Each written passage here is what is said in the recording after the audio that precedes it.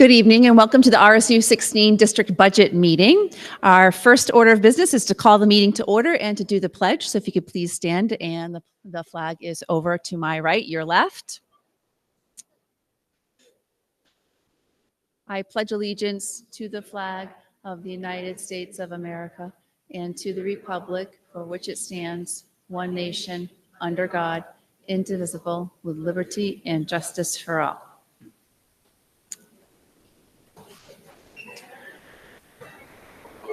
Thank you for being here tonight. My name is Amy Hediger, and I'm the RSU 16 Superintendent.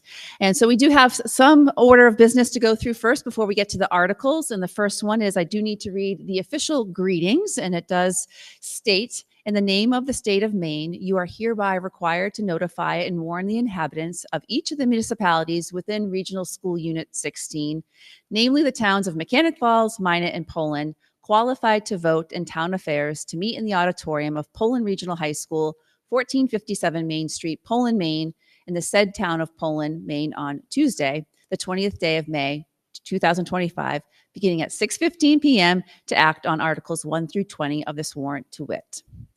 And at this point in time, I'm going to ask our board chair, Mary Martin, and a board member and Personnel and Finance Committee Chair, Sarah, to do our welcome. Sarah Robinson, sorry. Well, good evening. Welcome to the RSU 16 District Budget Meeting. Thank you for taking the time to participate in the RSU 16 budget approval process. I am Sarah Robinson, Chair of the RSU 16 Personnel and Finance Committee. The RSU 16 budget proposal that was presented this evening is the product of a collaborative approach that includes both school and community. Administrators and central office staff began working on this budget in late fall. Early in the year, a budget committee was formed. The RSU 16 budget committee was made up of town and school representatives. I would like to recognize budget committee members for their dedication and hard work. Community members from Poland, Lisa Albee, Mechanic Falls, Paula Stotts, and Minot, Lisa Cesare. Board members, Mary Martin, Andrea Wynn, Emily Rinchinch, Jess Smith, Angela Swenson, and Mike Downing. Central office representatives, Amy Hediger and Stacy Field. I also thank you to the RSU 16 administrators, department directors, and central office staff for their presentations and presence at the budget meetings. In a few moments, we will choose a moderator for this meeting, which will be followed by an overview of the budget by Superintendent Amy Hediger and board member Emily Rinchinch. RSU 16 Budget Manager Stacy Field will provide an explanation of revenues and the tax impact. But before we start, Mary Martin, Board Chair, will review the budget development process. And thank you, Sarah. And the Budget Committee met in January with all of our administrators to discuss budget priorities and the challenges. Administrators then trimmed and then retrimmed the budget before it was presented and discussed in detail in the 4 budget committee meetings in the month of March and April. The budget committee reviewed every budget line, the warrant articles, and the tax impact, and then approved a proposed school budget that was then presented to the RSU 16 school board for approval on April 14th. And that's the budget that is before you this evening. All of the actions mentioned previously are part of the budget development process. Tonight, we shift to the budget approval process. It is a 2-step process, and this evening is step 1. It provides the detailed explanation and votes on the individual warrant articles. The budget approved this evening then moves forward to step 2, which is the referendum in each of our towns on June 10th. The written referendum vote is a yes/no vote. It's not a line or a cost-centered vote. So this evening is your opportunity to understand the details behind that yes/no referendum on June 10th. So every budget year has its unique challenges, and last year was, as you know, particularly challenging. And as a result, we have made some changes in this year's budget development process and presentation to provide more clarity, which will include more clarity in terms of the referendum articles, and also how RSU spending might compare statewide and regionally. As a board, we have actively reached out to our legislative representatives and to the Department of Education to share our and your deep revenue concerns. Superintendent Hediger has developed and distributed the annual report, and the RSU 16 board members have joined municipal and community members to look at how the RSU 16 local costs are shared, and we had a public hearing on that just before this meeting. And it provided information on a proposed cost share referendum, which also you will see on the ballot on June 10th. And several weeks ago, the RSU 16 Public Relations Committee held a forum to discuss the school budget with community members, to answer questions, and to gather important feedback. We know that these are challenging times.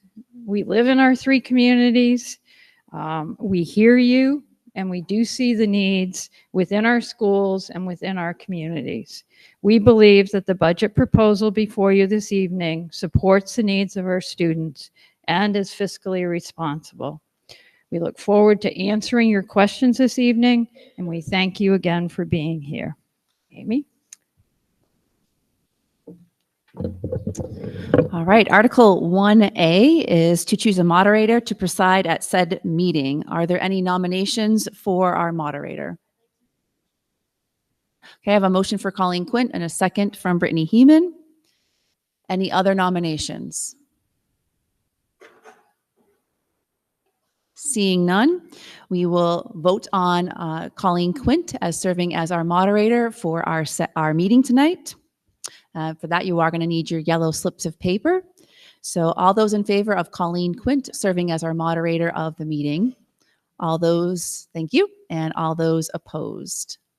Colleen, I will turn the meeting over to you after I swear you in. If you could raise your right hand. Do you solemnly swear to faithfully perform the duties of moderator for the RSU 16 budget meeting in accordance with the Constitution and laws of the state of Maine? I do. Meeting is yours. Good evening, folks. Everybody hear me okay? Yep, great. I'm just going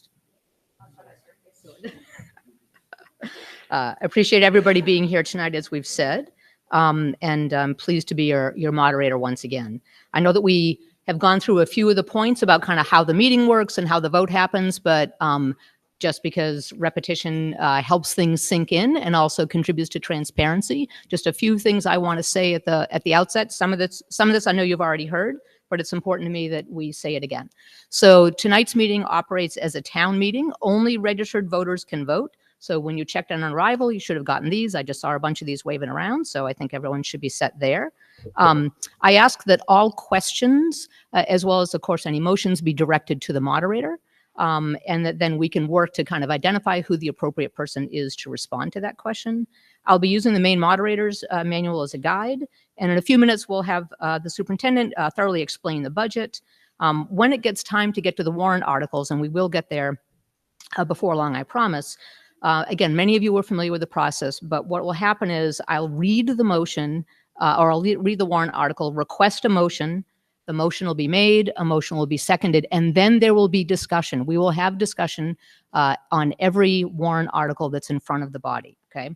When you're making a motion, I'd ask that you please identify yourself. If you're making a motion that mirrors what's in the warrant article, fine to do it from your seat. But if you have a comment or a question, then we'd ask people to come to the mic. And sometimes I forget to ask people to do this, but this is being live streamed for folks at home. And so we want to make sure that even if we can hear, they might not be able to. So I just want to make sure that we do that, please. And then after discussion has occurred on a warrant article, then we'll close that for discussion, we'll call the question, and there'll be an actual vote. And I will reread the article in full immediately prior to the vote, so that everybody knows exactly what we're voting on every time we do take a vote. In terms of paper ballots, just so that you know, there are no articles in front of us that require a paper ballot. There are 3 articles that the state requires an actual physical count to be noted and reported to the state. So we usually do what's called a division of the room.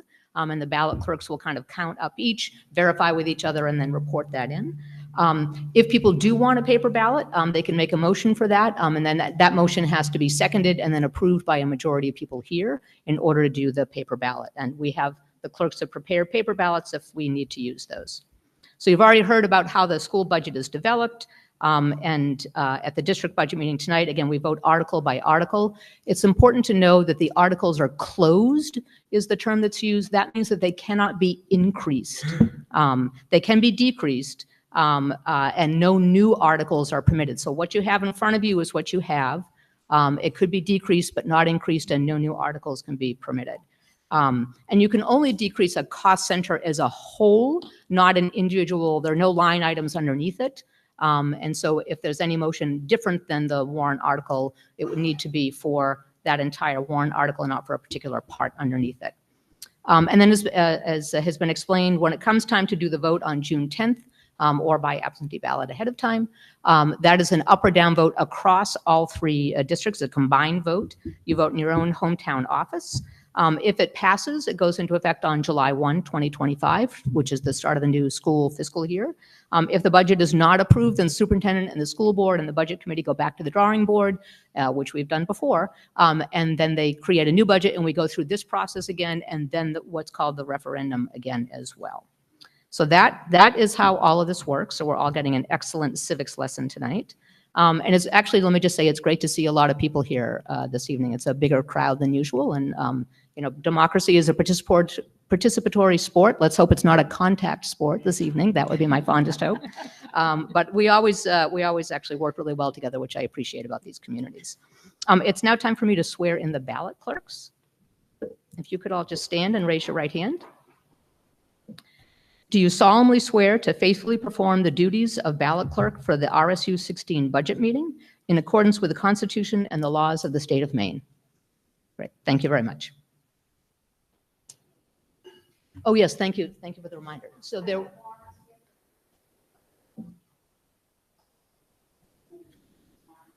Yeah, we had such a good turnout that we didn't have enough printed warrant articles for folks, so folks can share with their neighbors, but if anybody needs their own copy, we have some right up front. They just made a bunch. I can see right, yep, great. Let's see, what's next? Mary will explain the items that were added to and reduced from the budget. Stacy will review the revenue sources, et cetera. And then do you want me to do the motion for non-residents now? Okay, great. So one other just quick housekeeping order of business for folks familiar with the town meeting process. You know that only residents of the town are allowed to speak unless they have permission to do so. So what we'd like to do, just in the interest of efficiency, is I have a list of folks who work in the school district, maybe the correct person to answer a question that somebody here has, but they're not a resident. And so rather than get their approval to speak on an individual basis, if a question comes up, we just kind of do it all together. That usually works just fine with folks.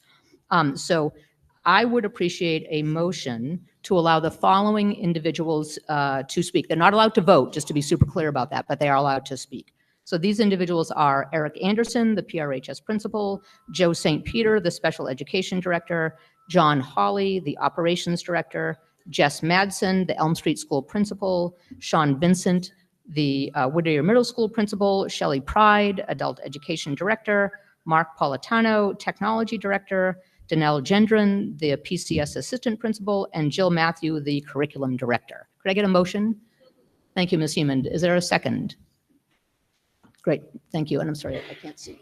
Oh, Andrea, thank you, Andrea. Great. Any discussion on that? Hearing none, other than somebody's phone that was just, AI was speaking to us in that moment. Then I'll take a vote to approve the aforementioned people to speak but not vote. Excellent. Thank you very much. Any opposed? Great. And the motion carries. Turn it over to you now.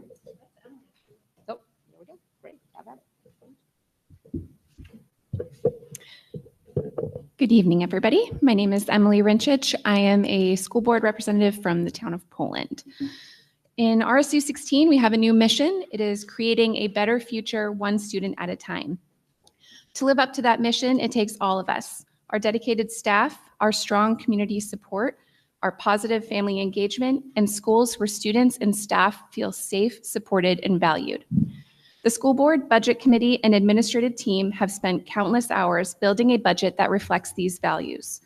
Together, we've worked to ensure every dollar supports our students, staff, and schools in the most thoughtful and responsible way possible, even in the face of some very difficult decisions. We believe that an informed community is a strong community, and that's why you have an important tool in front of you tonight, the annual report and budget book. It is designed to help you understand what each warrant article means in plain language, highlight the biggest changes, both increases and decreases, show how this budget supports student learning, a safe and healthy environment, and the values of our community, and to reinforce that we are being fiscally responsible with both state and local funds. Next slide. Perfect. Oh. One moment.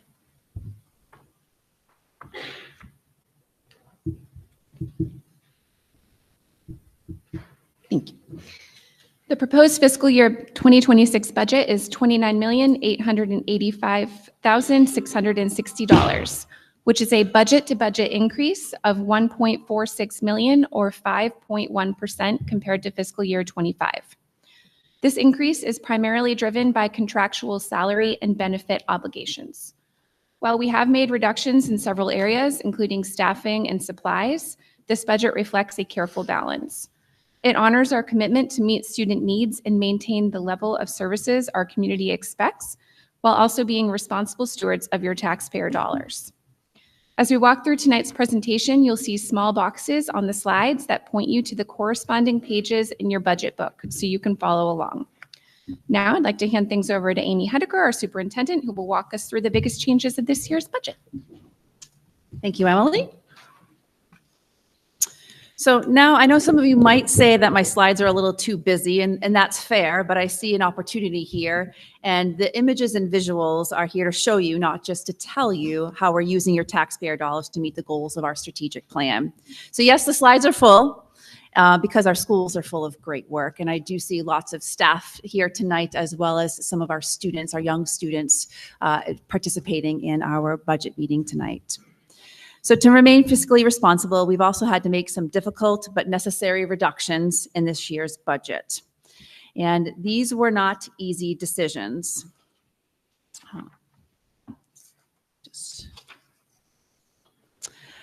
We took a very hard look at every line, and we fully recognize that these impacts may have on our staff, our students, and our school communities.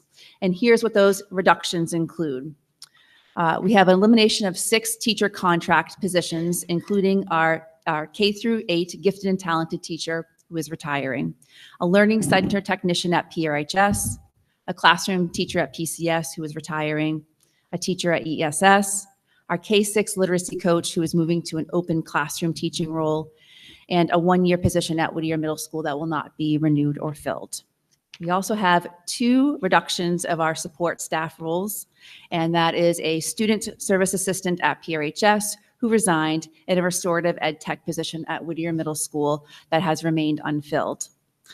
Alongside the reductions we've made, there's also essential investments that included in this year's budget, each one thoughtfully chosen to support student learning, staff retention, and the smooth operation of our schools. Let me walk you through a few of these up there on the screen too. First of all is our contractual salaries and benefits. We know to have strong schools, we need to have strong teachers and strong staff. And these are commitments we've made to retain our high quality staff, our teachers, support staff, transportation, food service, maintenance, and our administrators. And we are excited to have a new support staff contract that honors their important role in our schools. We also have capital improvement plan that supports our long-term maintenance and safety of our buildings. And including in that is our Minot boiler stabilization and the PRHS Whittier Middle School roof project, or partial actual roof project of that. These aren't flashy projects, but they're foundational to keeping our schools warm, safe, and dry. You also see up there is what's new is our financial software. We are replacing outdated systems with more reliable, efficient tools that will improve payroll processing and financial operations district-wide. It's the behind-the-scenes investment that helps everything run more smoothly. When your business manager comes to you and says, our software has run out of POs and can no longer update, you gotta act on that. And it's been a long time coming. We also have network upgrades. As we know, we need to have safe learning environments, and that includes the use of technology. These are necessary to provide reliable and secure access to technology across all of our schools and buildings, something that's no longer optional in today's learning environments. We are looking at, we have a new K-6 math program and accompanying teacher training to go along with that. And we are investing in updating our K-6 math curriculum, which is more than 20 years old, and the professional learning needed for our teachers in order to implement that new program. This will help ensure our K-6 learners are building strong math foundations right from the start. And then, of course, our support for LRTC, which is Lewiston Regional Technical College, Technical School Center. And this continues our commitment to sending students to LRTC, where they gain valuable hands-on experience in trades and career pathways. Typically, if you've been at any of the other budget meetings, we've always had $0 committed to LRTC. And just like we are facing that their costs are outpacing the EPS funding formula, the state money, this is our portion to send our students to LRTC. And we have about 68 students that attend that.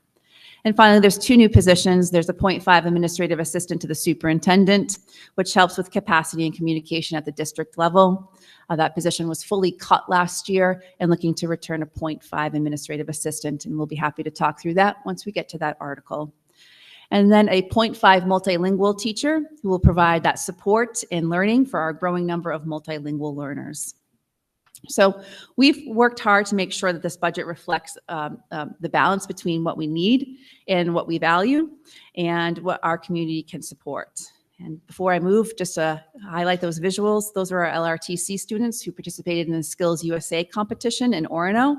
That's Aiden up there, who was named Student of the Month at LRTC. And those are our sophomores that are visiting LRTC, so they can consider all their options when applying to attend LRTC in their junior and senior years.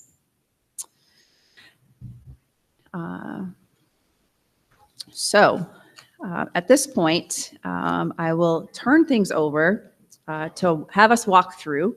I'm going to turn things over to someone who works tirelessly behind the scenes, someone I consider to be our district's unsung hero, and that's our business manager, Stacy Field, who will explain the breakdown of the funding sources and how every piece of funding fits together to fund our budget. Stacy?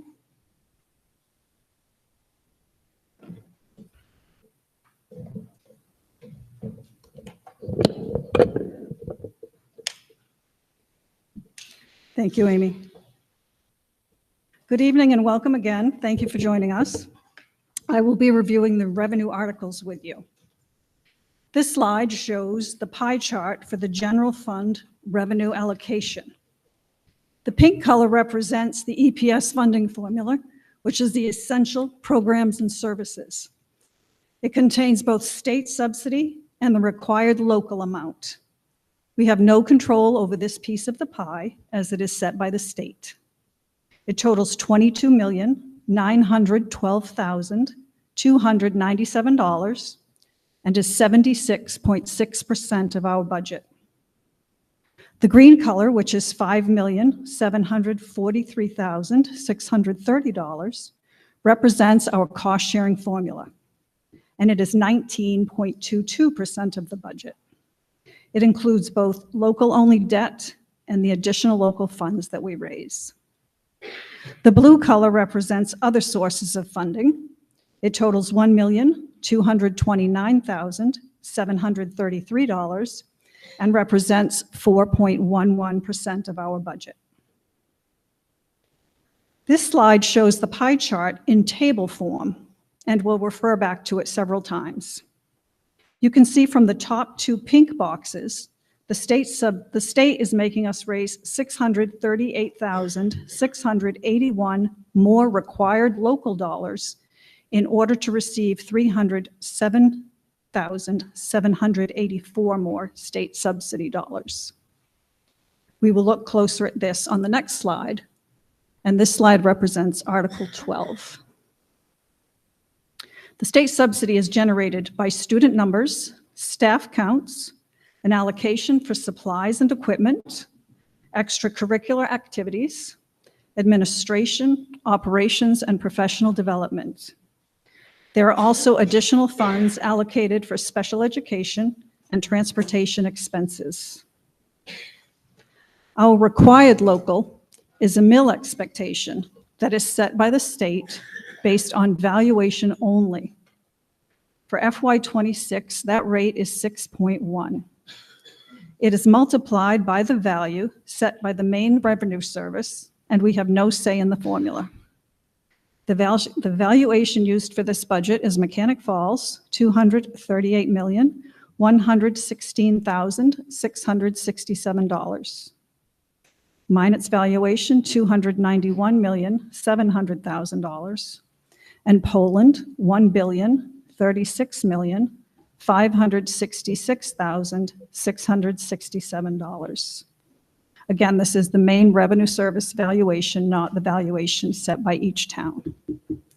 When these valuations are multiplied by the 6.1 mills, the amounts that we are required to raise are Mechanic Falls, $1,452,512, Minot, $1,779,370, and Poland, $6,323,056. We must raise these funds in order to receive our full state subsidy. The district-wide valuation increased by $219,516,668 for the fiscal year 26 budget. By comparison, the fiscal year 25 budget saw an increase district-wide in valuation of $140,649,999. Returning to the slide table, the green area is actually made up of two separate articles, Article 13 and Article 14. These two articles are based on the RSU cost-sharing formula, which is 90% valuation and 10% enrollment, which currently is 16.5% for Mechanic Falls, 19.22% for Minot, and 64.28% for Poland. Again, this is the Maine Revenue Service valuation for each town, as that is what is used in the school funding calculations. Article 13 is the local-only debt. It is the smaller of the green slice, totaling $401,608. It covers the middle school addition, as well as the Minot ADA compliance school revolving renovation fund bond that you approved last year. This revenue article raises the funds, and Article 10 will authorize the expenditure of those funds to make the bond payment. This article, I'm sorry, it's back to the other one. Yep, thank you. The additional local funds is the larger portion of the green slice of pie, totaling $5,342,022. It is calculated after all other revenue sources are considered. This amount is also distributed based on the RSU cost-sharing formula, which requires Mechanic Falls to raise $881,410, Minot to raise $1,026,935, and Poland to raise $3,433,677. Returning to the table, the blue color shows state revenue and other revenue sources. These funds will be covered under Article 20. Other state sources of income include state agency client, which are funds received for services of eligible students, and the National Board Certification Stipend for nationally certified teachers. There is an additional teacher added to this for FY26, increasing this amount by $3,000. However, there is also a matching expenditure amount, as we are just a pass-through for these funds. The state sends the funds through our subsidy, and then we pay the nationally certified teacher through payroll. Other revenue sources include tuition, interest income, and the fund balance forward. We did not have any tuition students for the FY25 budget, but we do have one, possibly two, for the FY26 budget. By law, we can charge either the state average tuition rate or our own per pupil cost, whichever is less. Our rate for high school students is $13,233, while the state is $14,081. That is a savings in RSU 16 of $848 per high school student that we spend. Our K-8 rate is even less. The state is $12,067, while RSU spends $10,969 per student, a savings of $1,098 per K-8 student. There is a reduction in the fund balance forward this year of $654,494. You may recall last year we received additional state subsidy of $154,494 in time to apply it 100% to tax relief as voted in these articles last year in Budget 3.0, and we did that. We do not have that this year. We also applied $1.5 million to the FY25 budget from the fund balance, but only have $1 million to apply this year for the FY26.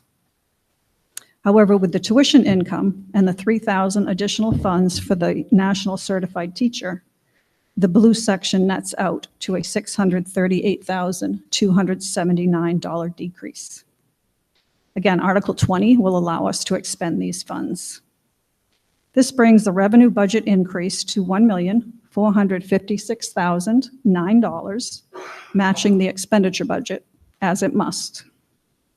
The total proposed budget of $29,885,660 will appear in Article 15.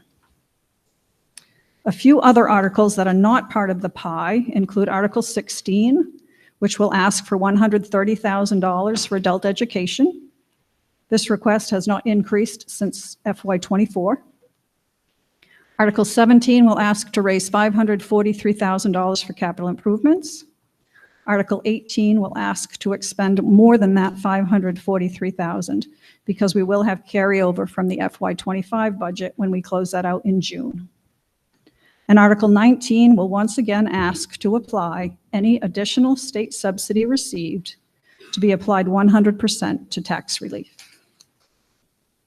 Thank you.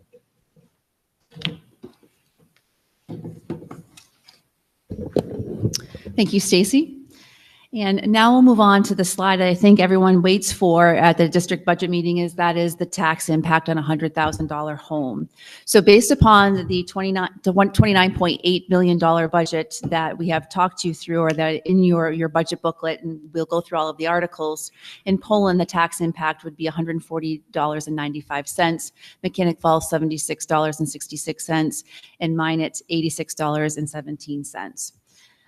But you might be thinking, well, wait a minute, it took 3 times to pass the budget last time, and my town sent out the tax bills based upon 2.0, budget 2.0, and not 3.0.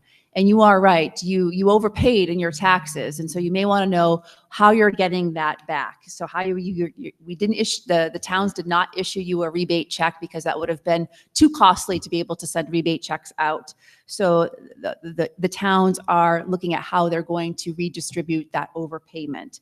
So state law says that money raised for education must be used for education, and so if you take a look at that, and this causes a little bit of friction, right? Like there's a little bit of rub here of like, should we show this one or not? Because it's, is it real? Is it not real? But you did overpay your taxes last year, and that was because of you paid on budget 2.0 for education and not budget 3.0. So following that state law says that education funds must be used for education, what would your tax impact look like if that was applied to it? Then you've got at the bottom there. So it'd be $81.02 in Poland, $25.28, and mine is $34.95. And I know some of you are sitting there going, nope, that's not right. Like you got to go with just the top numbers. And I hear you, but I also go back to that state statute of saying, hey, you know what? Education funds have to be used for education. At the end of the day, I live in Minot, right? So I know that Minot is going to reduce my tax bills, and I trust that they're going to be able to do that.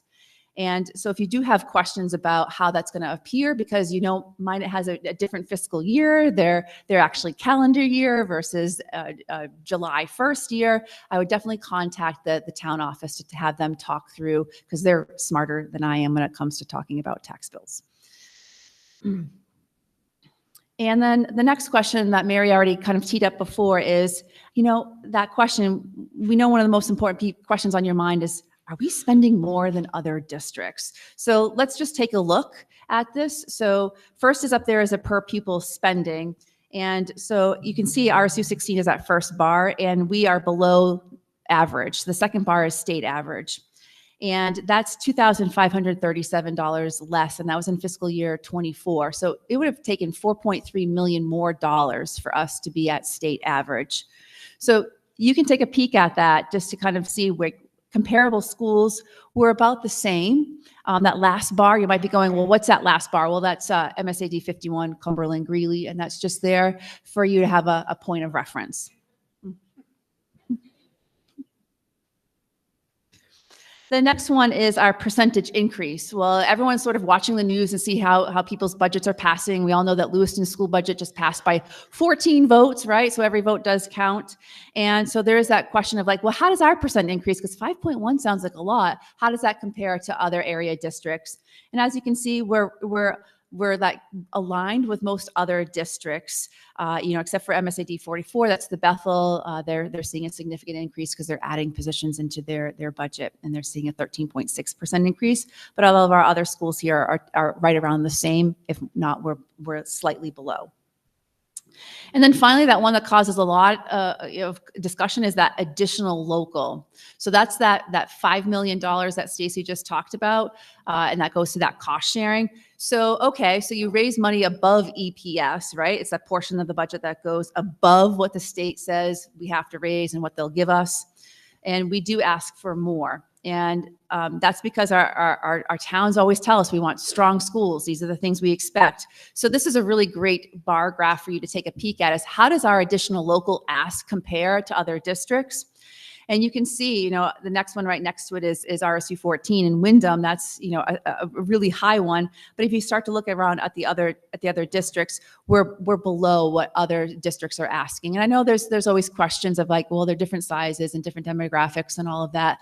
Happy to talk through more of schools that you'd like to look at for additional local. But it's always good to just be able to say, hey, how do we compare to other schools? And so as we close out tonight's presentation, because it's time to get Colleen up here, I want to speak not just as your superintendent, but as your neighbor, someone who lives here, shops here, and understands the weight of every dollar we ask you to invest in RSU 16. I want to be very clear. We take this responsibility very seriously. The responsibility to provide high quality education to our students and to be respectful of your hard-earned tax dollars. That's why we've reworked this budget 6 times to get to the one that I'm presenting you tonight. That pile right there is the 6 budgets that we have worked through in order to get to the one here tonight. RSU 16 is making tough choices. There will be some sadness with some of the reductions that we have, but this budget reflects a deep commitment to investing to our students all year round while respecting U.S. taxpayers. Every article in this budget is directly connected to our student learning. This isn't just about numbers, it's about people. It's our children, our teachers, our staff, and our community's future. And thank you for being here tonight, for staying engaged, and for helping us shape a school system that reflects the values of RSU 16, thoughtful, responsible, and student-centered. Colleen? Thank you.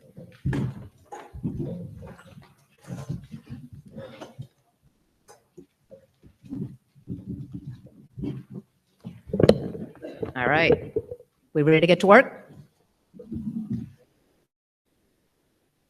So as said before, I'm going to read each warrant article. I'll take a motion from the floor, a second from the floor, and then we'll have discussion. I will then reread the article, and then we will vote. It's a pretty straightforward process, and it's time to get it started. All right. The first article reads, shall Regional School Unit 16 be authorized to expend $11,470,109 for regular instruction? Could I get a motion regarding Article 1? Thank you, Ms. Hemond. Is there a second? And Ms. Chesray. Let's have a discussion. Is there any discussion regarding Article 1? Yes, sir. If you could, thank you for coming down to the mic. Appreciate that. I am Matt Vietor. I live in Poland. I have a question concerning your slide that you had just discussed. You said 17,000 we're spending per pupil, but yet when you discussed tuition students coming in, the high end was 13,000. Why would we, if we're spending 17, why would we accept someone for 13?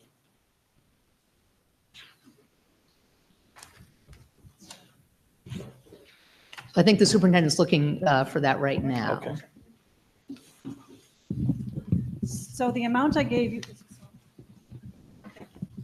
in my presentation for the tuition costs, that is the state average tuition versus what it costs for our students for 912, because it's 912 that we have tuition students for. The amount that was just on the slide was for K to 12. So it's all the students together Okay. averaged. So what does it cost for that demographic, the tuition students then? Per tuition student that we have, No, like the average high school student, I guess. How much does that cost? that was 13,000 for the state versus 12,000 Okay, for so us. they're both the same number then? Yes. Okay. And I understand that, that's all for that Okay. question, but I understand that we're contractually obligated to spend money for increases in salaries and raises and stuff.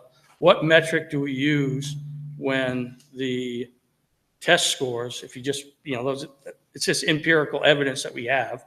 It's not all encompassing, I understand, of education. But when our math scores are, was it 23, excuse me, our reading scores are like, what, 23%, and our math scores are 17. And I know we're comparing them to statewide numbers. Jess had given me, I'm not sure where she's at. She had given me some. We do have a slight increase in our numbers, and that's great. But it's like comparing everything to a failing system. We're the best of the failures. You know what I mean? I don't mean that in any disrespect to anyone. And I know the teachers are working hard, and I understand that. And I would love to give everyone a raise. But how do we target? Is it a raise across the board that everyone gets? Or our excelling teachers are getting that raise, and the other ones, that aren't excelling, aren't getting one? I'd first like to say on behalf of, I see lots of staff in our audience tonight, that our staff work very, very hard with the best that our families are sending them. And school has changed and is very different nowadays. And we have very high standards in which we are meeting, called the Maine Learning Results. And so that's what the entire state of Maine works towards those, and that's what our assessments are built on. I'm glad that you can see in your budget booklet to be able to turn to that back there to see our test scores over time, to see that we are slightly above state average, and that's because of the effort of our teachers that are putting in on a daily basis. As for salaries, those are negotiated through a collective bargaining agreement with the association. So every 2 to 3 years, the board will sit with the association team to look at comparables in other districts, and our district is always slightly below average or at average with our teacher salaries. We do have excellent benefit packages, and our staff has excellent culture within their schools, which make them want to stay despite them being slightly below the teacher average. Okay, but what metric do we use? Are we giving everyone a flat raise? Yes, Or- we are. Why? Because that's part of the negotiations, the collective bargaining agreement, we're obligated to give everyone that raise. Do we ever, let's say we have a teacher that's been there for 7 years, that's not meeting the grade, so to speak? Mm-hmm. Do we ever get rid of them? No, we would support them to be able to get them to be where we need them to be able to see the results from their students. So really like surrounding them and But saying, they okay, still get a raise. correct. Does that pass the common sense test? I know That's we're part of already the past labor it. laws there. I But if you look at understand, collective but- bargaining agreements, that's part of of what we're obligated to do. That collective bargaining agreement is our legal obligation to pay them. I understand that, but it doesn't, yeah, I get it. Yeah. Then I guess my next one was, we have what, 16.7 students per classroom? average? Is that across the board, or is that just in the high school? Because I read it under the high school numbers. And if that's the case, what contractually are they supposed to have, their max number that they're supposed to have in a classroom? Our class sizes, there's the optimal class sizes for each grade level. So there is the lower numbers for the 16 to 18 and the pre-K through third grade level. And then you start to climb up where you have the 18 to 22 in that 3 through 6 range. And so then the middle school and high school is around that 16 to 22 range for Okay. class sizes. So what's the contractual obligation that we have for each of those tiers? The contract, like the collective bargaining agreement? Correct. Like how many, what's the max? We don't have a max. The collective bargaining doesn't set a max, but we also look at students' need in that class. We also look at the curriculum. Some of the classes too are meant to be smaller class sizes. So we don't need new teachers we based don't upon need, our class numbers. we don't need additional teachers. Right, like to lower that class That- number. We're good with that? That's why we've made some reductions to our you saw on the slide there that we have reduced But some most of of our those were teachers. retirees, I saw. Correct. So we reduced our positions through attrition. So Okay, so they you just left- didn't rehire those positions? Correct. Okay. Yeah. Thank you. You're welcome.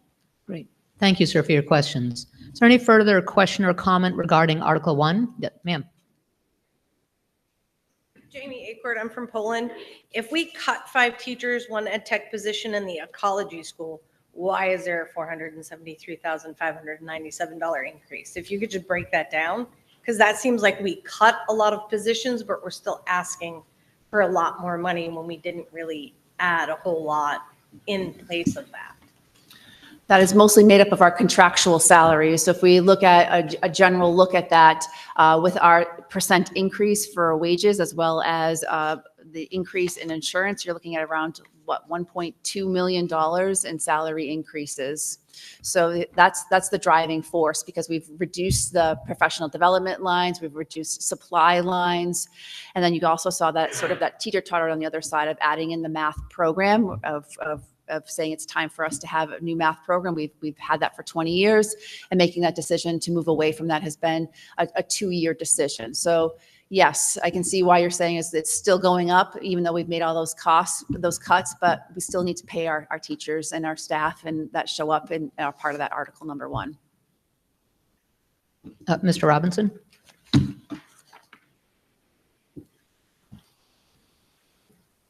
Just on the salary, Steve Robinson from Poland, just on the salary things, whatever, you just said 1.2, Amy, is that what I heard you say? Yeah, I think it's 1.2, Stacy. Okay. Yeah. And yeah. that was based upon, I think, for the teachers you just mentioned, that you just created a new support contract. What percent is that contract for each year in raises? We have a 6.5% for our support staff and then a 4%, Okay, It's a and for the 2-year current contract. teacher one, what is it? 5%. 5% for 3 years, and I think that This expires is the third this year, year. 5%, So it'll be a yes. new negotiation. Correct. I just want to point out to everybody on the school board and ratifying all of these things or whatever, is that the COLA amounts for the last few years has been 3.25 and 2.5%. So I think it's very important that as board of directors, that you start tying your raises and your contractual things to COLA. Because anybody out here in the whole world, that's what happens in Social Security, that's what happens to things to the COLA, and tying that. And when you're consistently up as much as 2 times that COLA amount, that really drives things and drives it back to the taxpayer. So I really want to see this next contract be tied to the COLAs. And so everybody's sustaining themselves and maintaining what we have or whatever, but it's something that can be supported by the taxpayers. And we also need that Thank advocacy, you. Steve, too, just to sort of, as you're walking back, is we do have some state mandates. As you know, potentially that there are state mandates for our support staff, our ed techs, to be making 150% more than minimum wage, so that it does bring that amount up, as well as any other support staff at 125%. So that was part of our contract negotiations, is to make sure that we are meeting that state law. So that is one of those pieces. And I know right now on one of the bills is to increase the teacher's salary too. So we must follow what is state law. Thank you very much. Oh, I'm sorry, Patrick. I also kind of want to piggyback off of Amy there. So the state mandate is that the ed techs get 100 or 150% of the minimum wage. The state of Maine sets the minimum wage every single year with inflation. So if inflation, the state says inflation goes up 2%, that means we have to be 150% of 2%. So our hands are really tied to salaries for the ed techs. We are trying our best to keep it as low as we can, giving them a living wage, but our hands are really tied at that 6.5% this next year. Thank you. Yes, sir.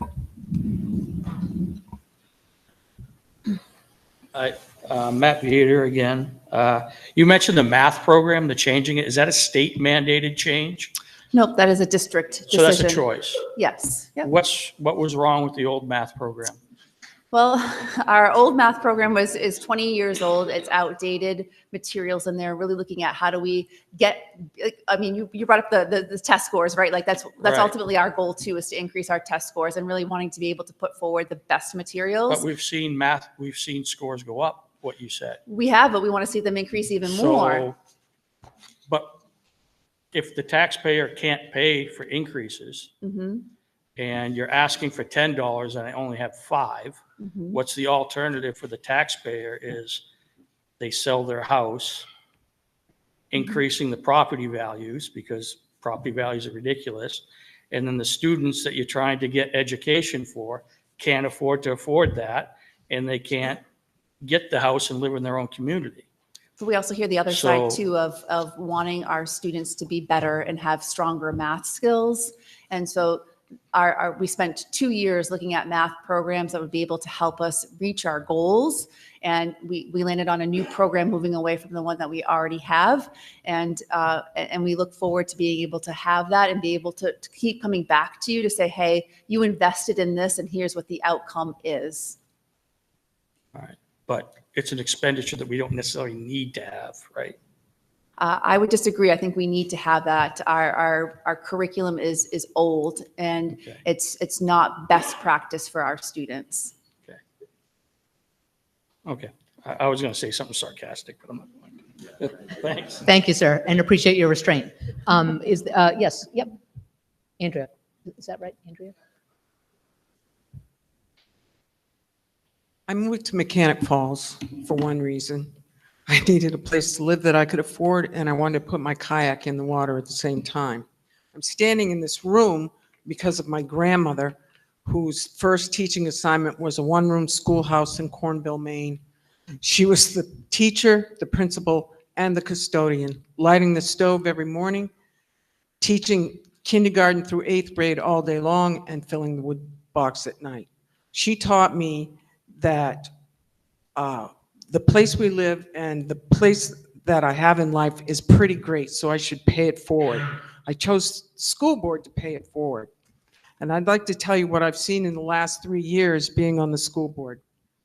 I've seen dedication to students, curriculum, and the RSU 16 facilities. I'm more impressed by this system than any school system I've ever seen in the last 40 years since I've been volunteering at schools.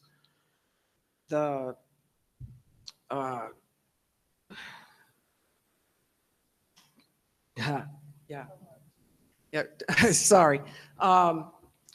The point is, my grandmother also had a saying that you can't be penny wise and pound foolish. Today, we have a budget that is lean and extremely penny wise.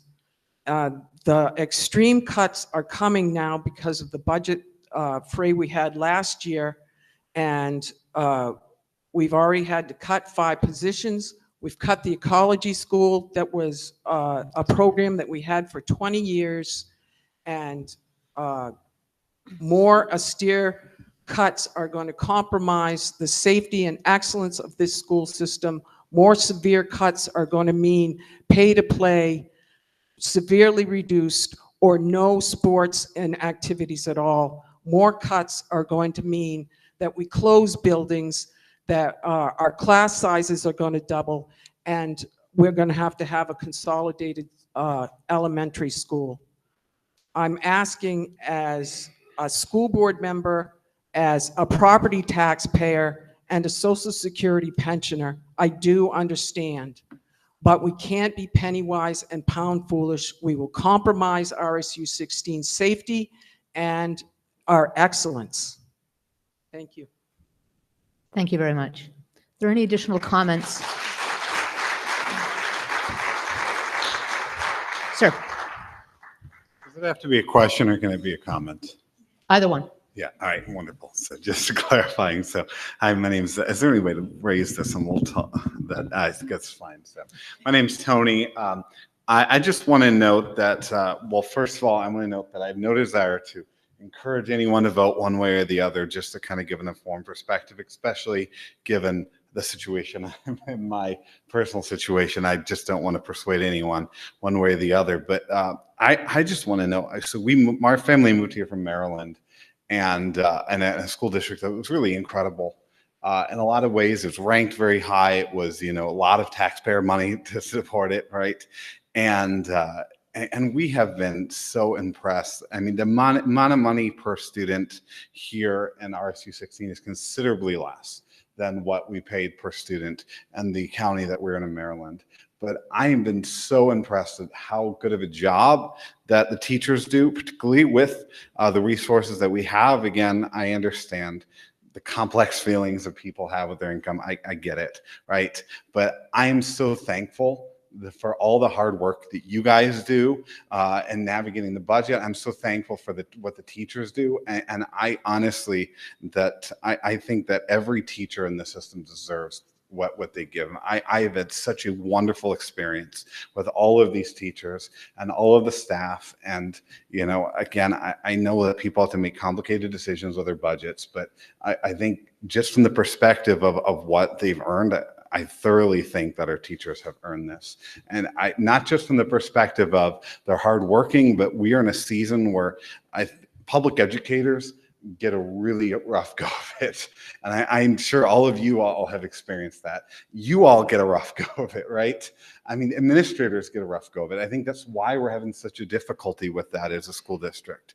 And I think in this season, I just would encourage, whether you vote yes or no, to do your best to show that you love and support your teachers. I mean, we've had, yes, some of our performances, with some of these test scores are not what we might hope they once get, but we've had in the past couple of years, we've had Miss Harvey at our kids' elementary school get Teacher of the Year. We've had that the principal at the junior high, the middle school, Principal Vincent, win middle school Principal of the Year. It was last year. That's outstanding.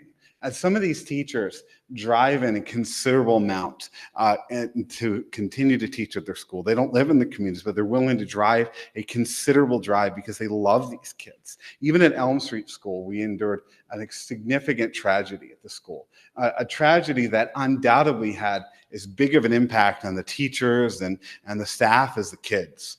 And yet, I've not seen evidence of a dramatic turnover among the teachers. I've seen that you all, our school board, committed and stepping up to help in these kind of cases. And I have seen the teachers doing everything they can to love these students. And again, I know every voter has to make their own decision, and I respect you one way or the other. But I just want to know, I just think that all of our teachers are worth celebrating. I think that we should do whatever we can, whatever we financially can afford to honor the teachers. I'm so thankful for you guys. Thank you so much. Thank you for your comment, sir.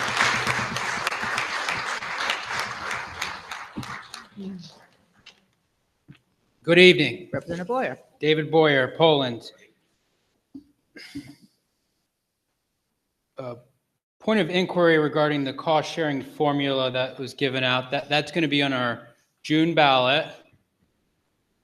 And we know we can't change the EPS formula. It's in the last legislature, there's a study going on. It's going on now, whether it should be valuation or otherwise. We know there's a lot of disparity between Poland valuation and the other two towns based on the slides. But, and I'm sorry I missed the public hearing earlier, if this isn't germane in this very moment in session. We're going to be changing and going from 10% to 15 to 20% based on pupil count versus property valuation. Personally, I think property valuation should weigh in, but I don't know what's more equitable than pupil count. And we know these budgets aren't fair to Poland. And you look at the actual dollars and cents, and we're going to vote on whether we should save Poland $50,000.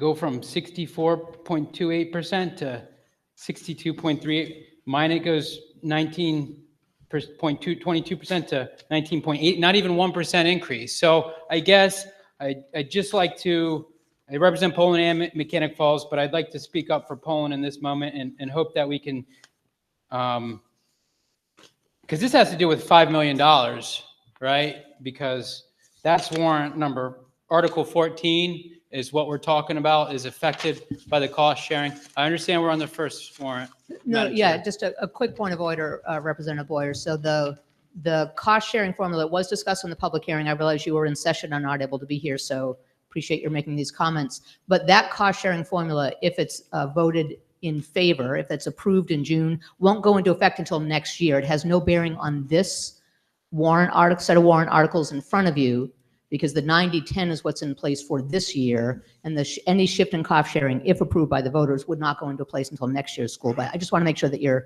everyone's clear about that. I think that I'm well aware, but that's good, I think, for folks to understand that. And that's kind of my point, that this is going to be phased in over 2 years if it's approved by voters to save Poland $50,000.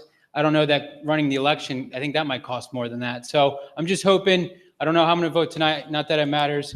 I think ultimately it's going to be, I don't know if a lot of Poland residents can absorb a $300, $350, $400 tax increase, given the mill rate or the amount per 100,000.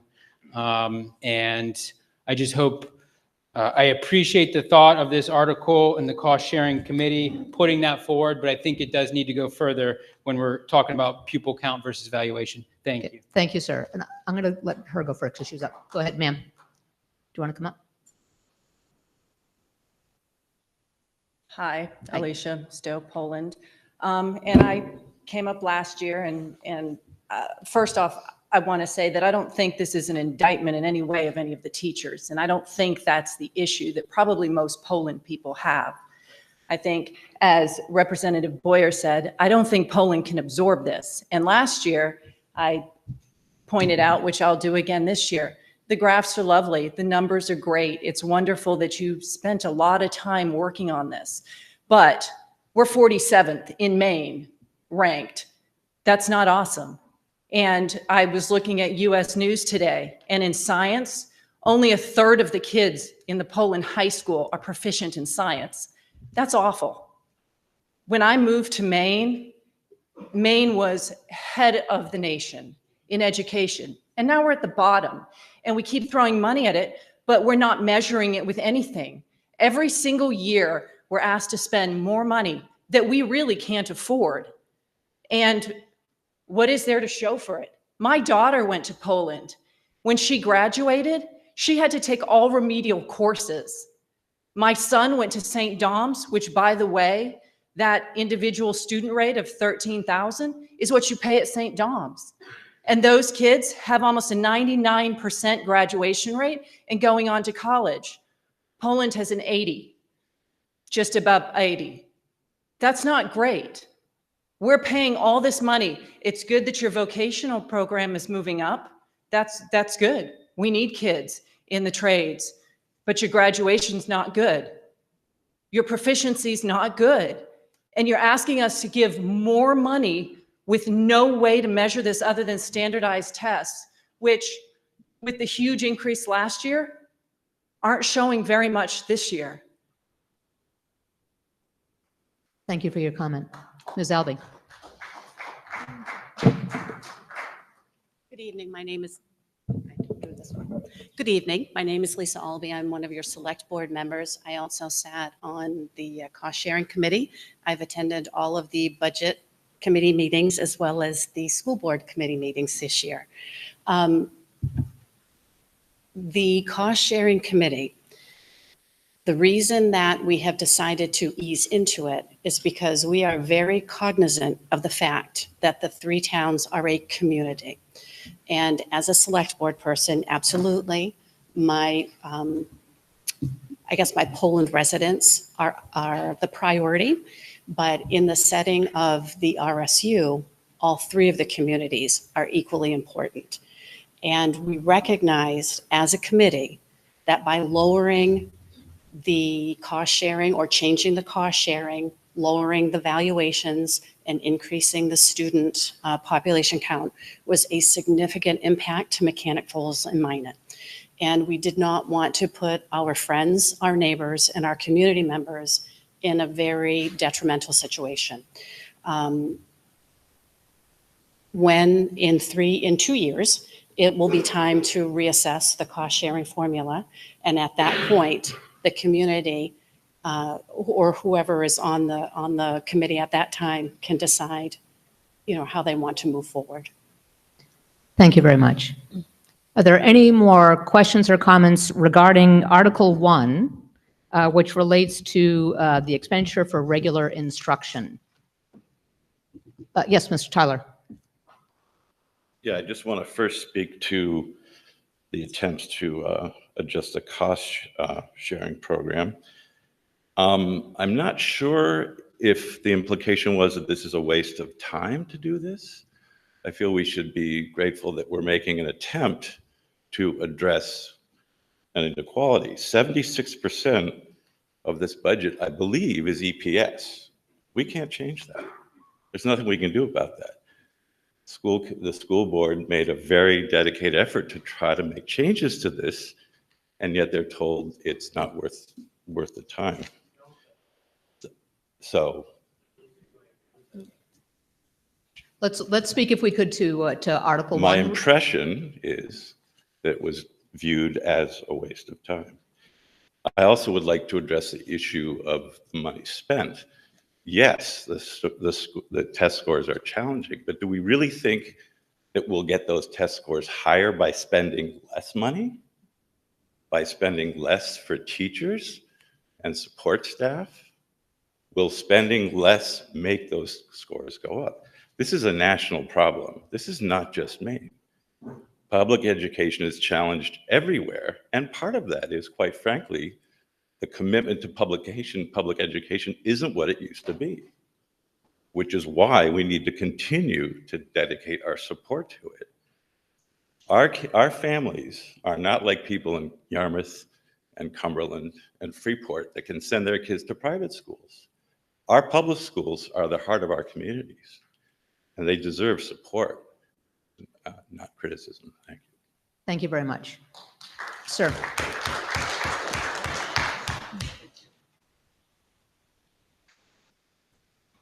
Hey, sorry, it's me again. I got a million questions on this. I would just like to be an informed voter. I just look at the cost increase since I moved here, or I bought my house. I was fortunate enough to refinance when the interest rates were low, but I lost all that due to taxes now.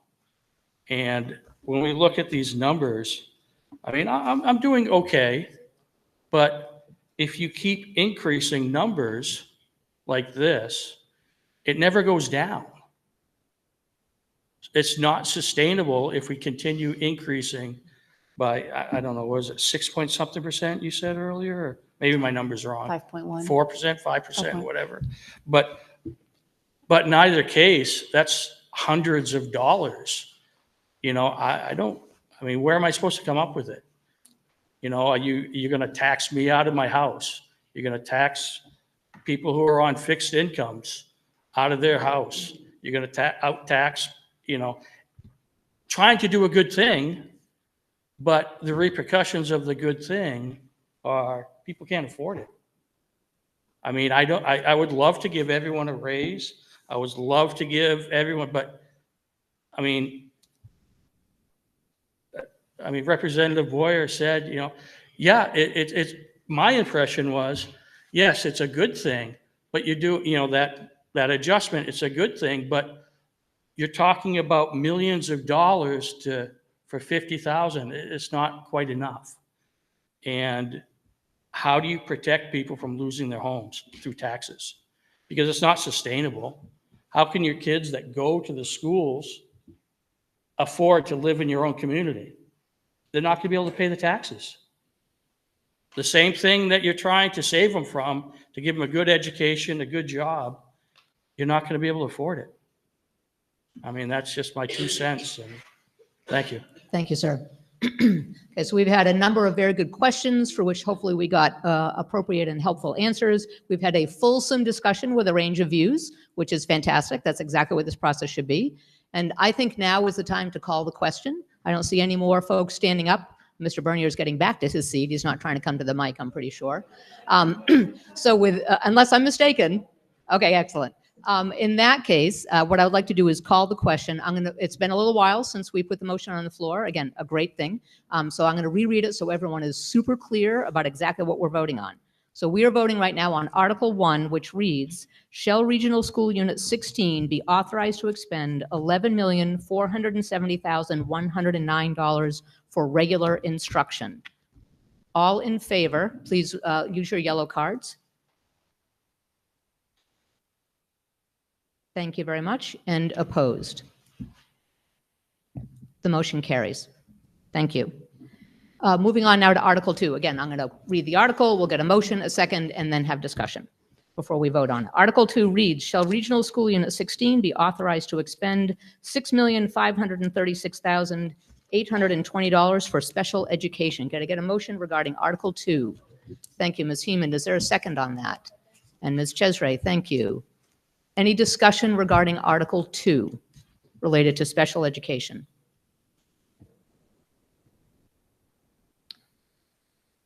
Seeing none, we'll now vote on the question again. Oh, I'm sorry. Did you have a question? Oh, you're anticipating the next move. Got it, Skip. Thanks.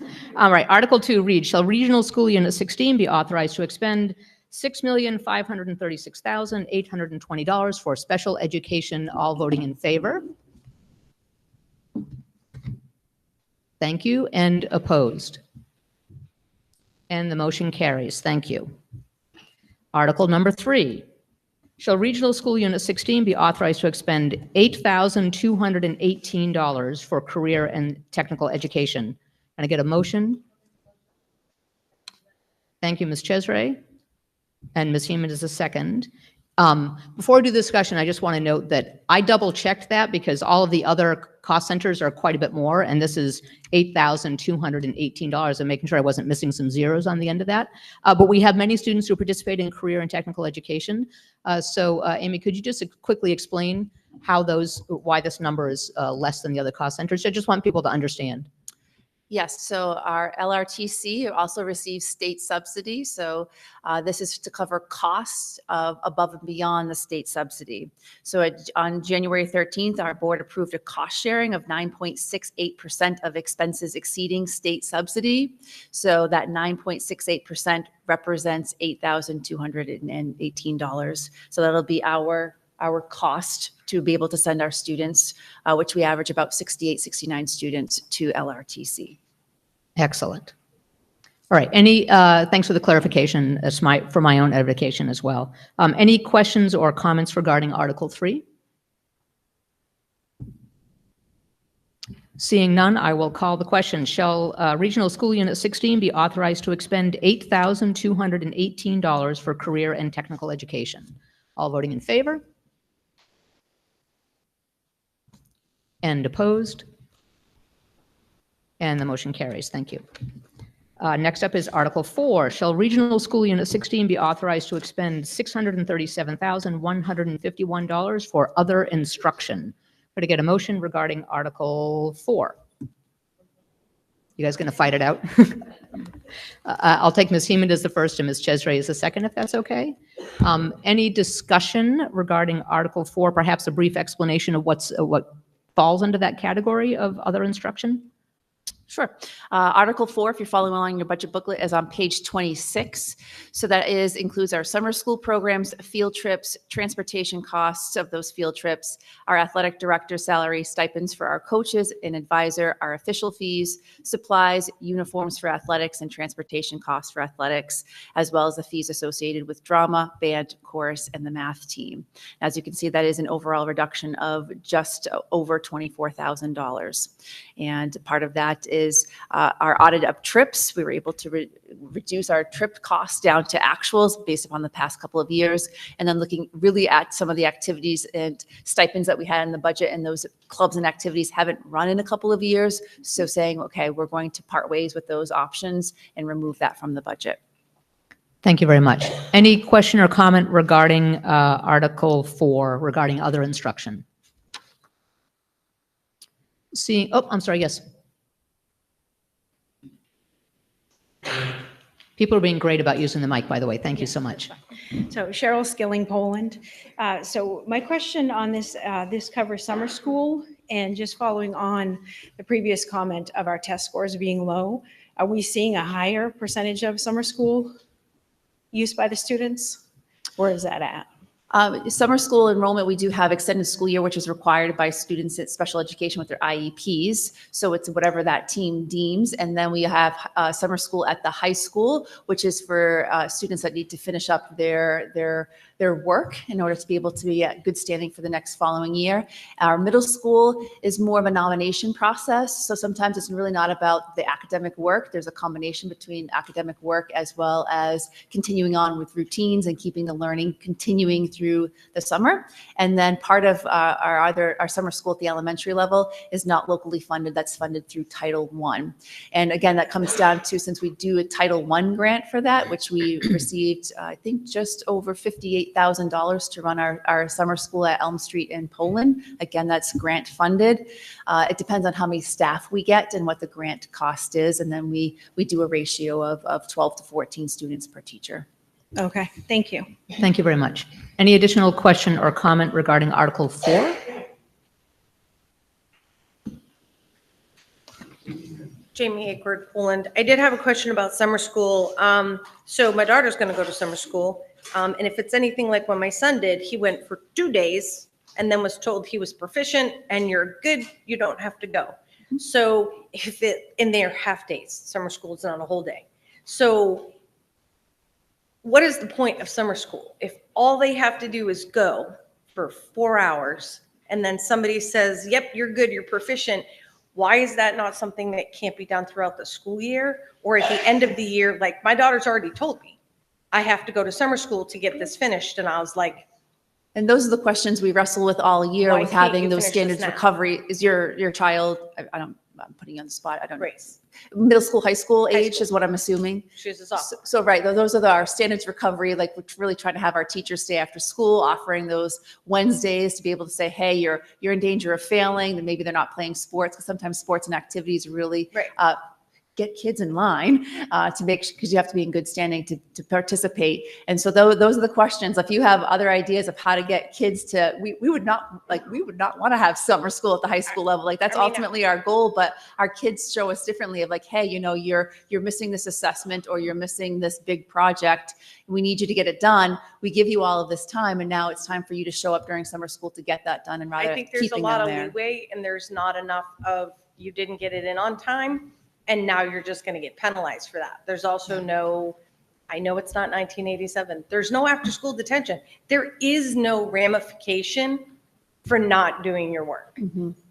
And as my daughter told me, we all know we can just go to summer school. We can screw off all year long. She goes, I put forth the effort. She goes, and I'm behind in science and I'm struggling. And so I can't meet up with this teacher because this teacher coaches a sport. Mm-hmm. So that teacher isn't there after school. So I'm going to go to summer school for however many days to get that fixed. So like there seems to be a disconnect somewhere, whereas she's got, let's say 3 weeks worth of work, she's going to go to school in the summer for 2 4-hour days. And they're going to be like, you're good, you're done, go. Like that seems like a lot of money to put forth for an entire program where we could just be like, okay, well, you failed. is this part of the No Child Left Behind? Because there seems like a lot of leeway for, you didn't get your assignment in, we'll give you another day, we'll give you another day, or we'll give you this day. Like, when does it become you just didn't do it and now you just don't get it and you're failing? Yeah, part of that is like focusing on the learning. Like that's our key priority, is that you do have the foundational skills, like you have learned what you are intended to learn in that course, rather than just saying, oh, we gave you an option, you didn't do that, you chose not to engage, and now you failed, and now you've limited your options for your next courses and your next level, or you have to repeat that whole entire course, because then you run into the part of then, well, I've already done most of this, I just didn't pass this part of it, and then you have disengagement again, and sort of becomes this vicious cycle. So we're working actively to try to figure out how to get kids loving what we're teaching every moment of every day, and getting their things in on time. And we would love to have a program where we don't have to have a summer school, but that just hasn't happened yet. And so we run that with being able to say, hey, we need you to show up to get these things done. I think having to redo the class or just failing it should be incentive, like, because they know they have endless amounts of time to get it done. And if they don't, then I can just go to school for 4 hours one day and then I get told I'm good. So, I mean, there seems to be a disconnect. Thank you very much. I don't see any additional comment coming forward, so I'm going to call the question on Article 4, which reads again, shall Regional School Unit 16 be authorized to expend $637,151 for other instruction? All in favor? Thank you very much. And opposed? Thank you very much. The motion carries.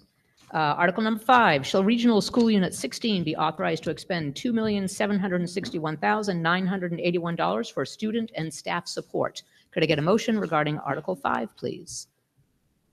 Thank you, Ms. Heeman. Is there a second? Ms. Chesray, thank you. Any discussion regarding Article 5? Seeing none, I'll call the question. Again, it reads, shall Regional School Unit 16 be authorized to expend $2,761,981 for student and staff support? All in favor? Thank you. And opposed? Thank you. The motion carries. Moving on now to Article 6. Shall Regional School Unit 16 be authorized to expend $742,755 for system administration? Could I get a motion regarding Article 6, please? Sir. I'm sorry, remind me your name? Mr. Tresoni. Okay, we just need that for the record. Thank you very much. Is there a second regarding that? Ms. Chesray, thank you very much. Any discussion regarding Article 6? Seeing none, I'll call the question. Shall Regional School Unit 16 be authorized to expend $742,755 for system administration? All in favor? Thank you very much. And opposed? Thank you. And the motion carries. Article 7, shall Regional School Unit 16 be authorized to expend $1,738,609 for school administration? Can I get a motion regarding Article 7, please? So, sir, again, as read. Yeah. And a second on that, Ms. Heeman, thank you. Article 7, any question regarding or comment regarding Article 7? Seeing none, I'll call the question. Shall Regional School Unit 16 be authorized to expend $1,738,609 for school administration? All in favor? Thank you very much. And opposed? Thank you very much. The motion carries. Moving on to Article number 8. Shall Regional School Unit 16 be authorized to expend $2,124,263 for transportation and buses? Could I get a motion regarding Article 8, please? Thank you, Ms. Chesray. And a second on that? I'll take you, sir. Thank you. Any discussion regarding Article 8? As I often do, I will only note that my English teacher father would always be delighted to see the word buses is spelled correctly in the warrant article. Any other question or comment regarding Article 8? Seeing none, I will call the question. Shall Regional School Unit 16 be authorized to expend $2,124,263 for transportation and buses? All in favor? Thank you very much. And opposed? And the motion carries. Thank you. Moving on to Article 9. Shall Regional School Unit 16 be authorized to expend $3,455,567 for facilities maintenance? Got to get a motion regarding Article 9, please. Thank you, Ms. Chesray. And a second? Ms. Hemond, thank you very much. Any question or discussion regarding Article 9? Seeing none, I'll call the question. Shall Regional School Unit 16 be authorized to expend $3,455,567 for facilities maintenance? All in favor? Thank you very much. And opposed? Thank you very much. The motion carries. Moving on to Article 10. Shall Regional School Unit 16 be authorized to expend $401,608 for debt service and other commitments? Got to get a motion regarding Article 10, please. Thank you, Ms. Chesray. Mr. Robinson, I'll give you the second on that. Thank you very much. I didn't look up fast enough, sorry. Any question or comment regarding Article 10? Seeing none, I'll call the question. Shall Regional School Unit 16 be authorized to expend $401,608 for debt service or other commitments? All in favor? Thank you very much. And opposed? Thank you very much. And the motion carries. Article 11, shall Regional School Unit 16 be authorized to expend $8,579 for all other expenditures? Going to get a motion regarding Article 11, please. Mr. Littlefield, quick on the draw. Thank you. Is there a second on that one? Mr. Robinson, thank you very much. Any discussion regarding Article 11? Seeing none, I'll call the question. Shall Regional School Unit 16 be authorized to expend $8,579 for all other expenditures? All in favor? Thank you very much. And opposed? Thank you very much. The motion carries. All right. Now you're going to have to bear with me. You're going to have to listen to me for a minute on these next ones. All right. So Articles 12 through 14 raise the funds for the proposed school budget. And the actions pursuant to these next three articles has to be taken by a recorded vote. So it's still a hand count, but the ballot clerks are going to divide the room. They'll get an accurate count of the number of voters yay and nay on each of these next three articles. That will get recorded. I will read the recorded vote back to the room so you all know exactly the numbers as they turned out. And then those numbers then get reported to the state. So there's a bit of a preamble I need to read here. So again, just bear with me, but you should be able to follow along on your warrant articles. Here we go. Article 12. Shall Regional School Unit 16 appropriate $22,821,542 for the total cost of funding public education from pre-kindergarten to grade 12 as described in the Essential Programs and Services Funding Act? And shall Regional School Unit 16 raise $9,554,938 and assess the amount set forth below as each municipality's contribution to the total cost of funding public education from pre-kindergarten to grade 12 as described in the Essential Programs and Services Funding Act in accordance with the Maine Revised Statute Title 20A, Section 15668, recommended amounts set forth below. These are the total appropriated by municipality and raised. Poland will appropriate $10,769,486, and Poland will raise $6,323,056. Mechanic Falls will appropriate $6,431,110 and would raise $1,452,512. And finally, Minot would appropriate $5,620,946 and raise $1,779,370 for a total for the RSU across all three towns. Total appropriated $22,821,542 and the total raised $9,554,938, with the explanation that Regional School Unit 16's contribution to the total cost of funding public education from pre-kindergarten to grade 12 as described in the Essential Programs and Services Funding Act is the amount of money determined by state law to be the minimum amount that the district must raise and assess in order to receive the full amount of state dollars. Okay, who would like to move Article 12? Please make it as read. Thank you very much, Ms. Chesray. Thank you. And is there a second on that? Ms. Heeman, thank you very much. Any discussion regarding Article 12? Seeing none, I will, the ballot clerk should be ready because we'll do the count. So this is where you got to raise those flags up. Where's mine? Right, well, you've all been doing this, you know what they look like, right? I'm going to call this, so the question's been called. Again, the total amount, $22,821,542 to appropriate and $9,554,938 to be raised across the RSU. So we've got the clerks ready to divide the room. All in favor of motion of Article 12 as written, please raise your hands and please leave them up until I ask you to pull them down.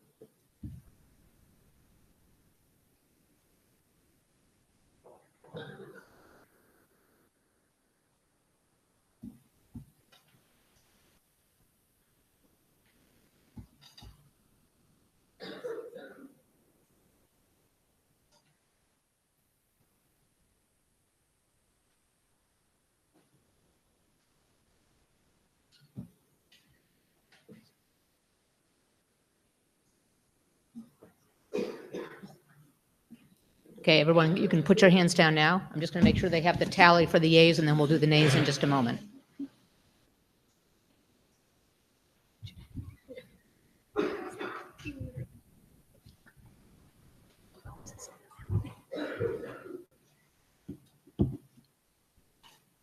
Okay, all right, and now all opposed to Article 12.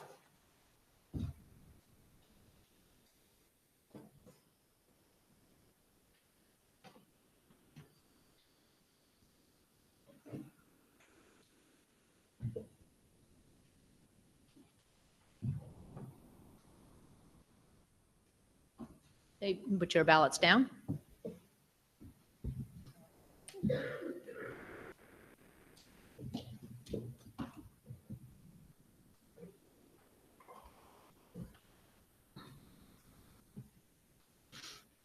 Thank you very much. So the motion carries by a vote of 104 to approve and 18 opposed. The motion carries. Thank you. Moving on now to Article 13. Article 13 reads, shall Regional School Unit 16 raise and appropriate $401,608 for the annual payments on debt service previously approved by the legislative body for non-state school-funded construction projects or non-state funded portions of school construction projects, in addition to the funds appropriated as the local share of the school administrative unit's contribution to the local cost of funding public education from pre-kindergarten to grade 12. The explanation is non-state funded debt service is the amount of money needed for the annual payments on the district's long-term debt for major capital school construction projects that are not approved for state subsidy. The bonding of this long-term debt was previously approved by the voters or other legislative body. So again, this is a debt service in the amount of $401,608. Article 13.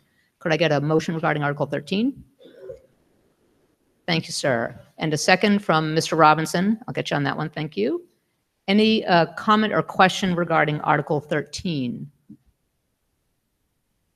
Seeing none, again, this is another one of the, we're going to divide the room. The ballot clerks will count the vote.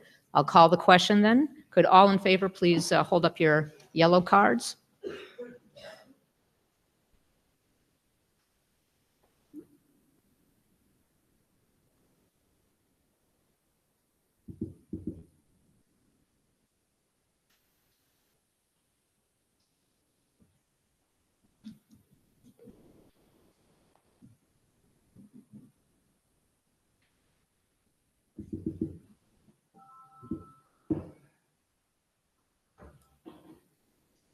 You can put your cards down for just a minute. We'll get the no's in just a sec. I just want to let them get the tally for themselves.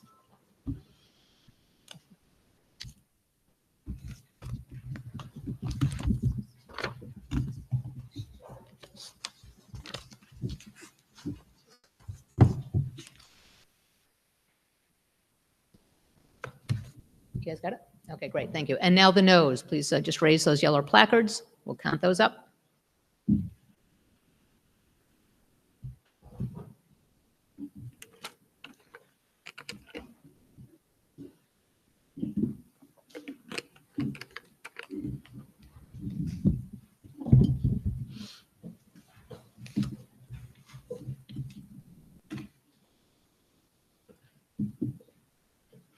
And the motion carries by a vote of 112 yea and 8 nay.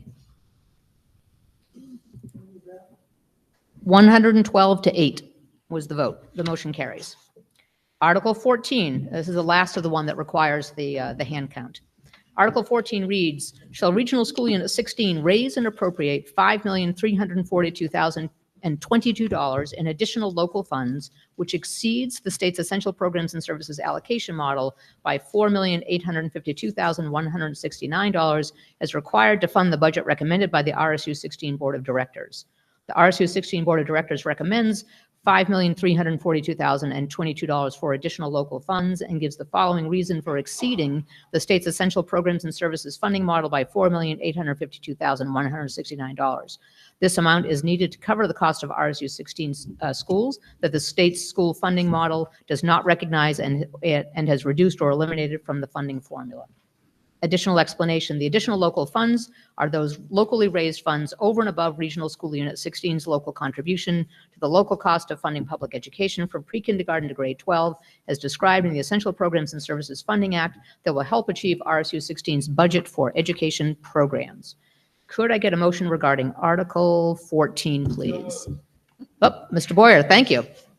And could I get a second on that? Thank you, Ms. Jezreel. Is there any question or comment regarding Article 14? Madam Chair. Sir. I'll be voting against my own motion, knowing full well how it's going to go down. Again, I just want to raise this. We're looking to allocate, was it $5.3 million, and Poland's going to pay 64% of that.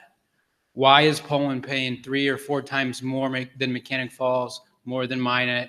It's not equitable. The cost sharing formula doesn't go far enough. And I think there's other folks that aren't here that aren't expressing that, because when someone does say it, other folks seem to impugn the members, my motives, and I don't think that's fair. And so I'll be voting no on this because Poland should pay 65% of this $5.3 million. Thank you, sir. And again, a reminder, the voting on the cost sharing is a separate referendum item, which will be on the ballot on June 10th when this goes to its Part 2 approval process. Okay, then Article 4, I'm sorry, did you have a comment? Julia Bernard, Mechanic Falls. Could someone remind me again what the pupil count is sent from Poland, Mechanic Falls, and Minot, as well as the property evaluations, just to compare all three? Yep. Just a second, Sure. I think the Amy's looking for that. I think if you turn to your budget booklet on page 21, that has the 3-year valuation. The graph there can show the difference between Mechanic Falls and Minot and Poland's valuation. And then there is the table below that that does show the 3-year averages for each one of those fiscal years. So that is the helpful part of determining, because remember that cost sharing is 90% valuation. So when we look at that valuation, those bar graphs, you look at how much more the Poland one is, that kind of starts to set your mind of like, oh, I can understand why Poland pays more, is because that valuation is more. And then the enrollment numbers, do you want them by school or by town? By town, please.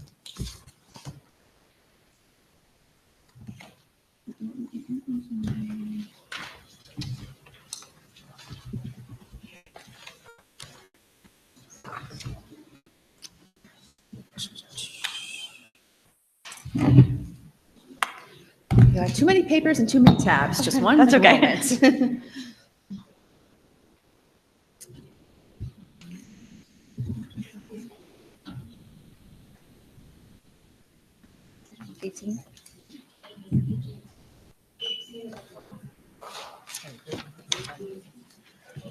Yeah, page 18 at the top does break it down by enrollment. So you've got it by school, and then you do have it by Poland, Mechanic Falls, and Minot. And that graph there does not have the numbers. So let me pull up those numbers for you so I can read those to you. So if you do look at 2025, the Poland population is 760 students. So that blue bar there is 760. Mechanic Falls is 457.5, and Minot is 393.5.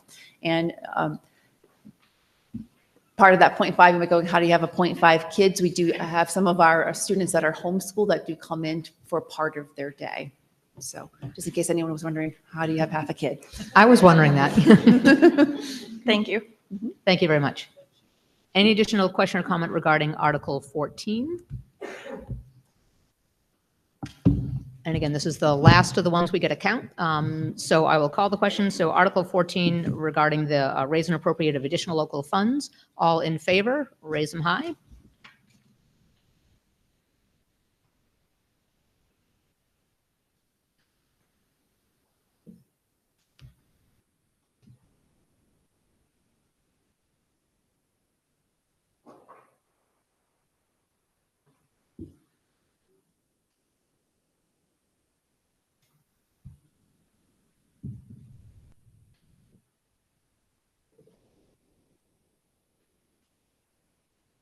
All right, we can put them down, and we'll get the no's in just a sec.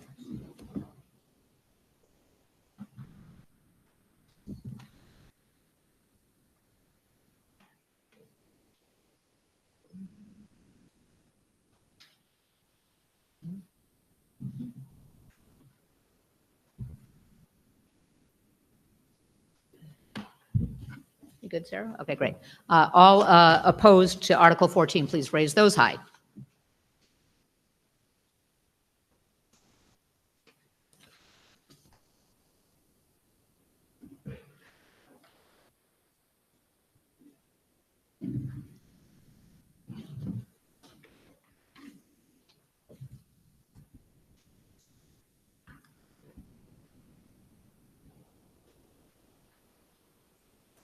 Great, you good. You can put them down. Thank you.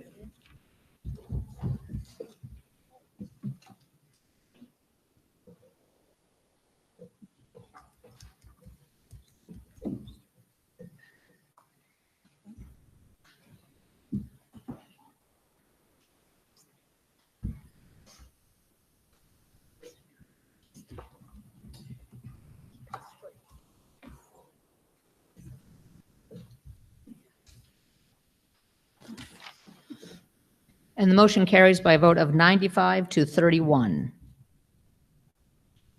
Thank you very much. So again, those are all the numbers that get reported to the state. All right, we're down to the last few articles now. Great job, everybody.